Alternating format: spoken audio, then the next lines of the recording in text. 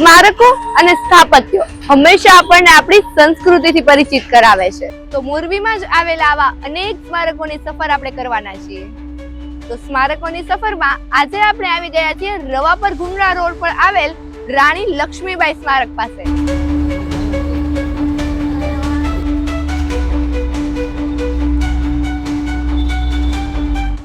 ક્રાંતિકારી સેના દ્વારા મોરબીમાં વીરાંગના નામનું રાણી લક્ષ્મીબાઈનું સ્મારક ઊભું કરવામાં આવ્યું છે અને રાણી લક્ષ્મીબાઈની શૌર્ય કથાઓથી તો આપણે સૌ પરિચિત જ છીએ.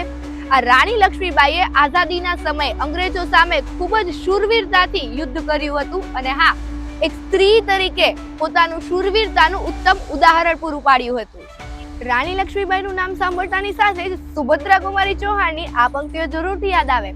चमक उठी सन 57 में वो तलवारें पुरानी थी, चमक उठी सन 57 में वो तलवारें पुरानी थी, बूंदे लोहर बोलो के मुंह हमने सुनी कहानी थी, खूब लड़ी मर्दानी वो तो झांसी वाली रानी थी.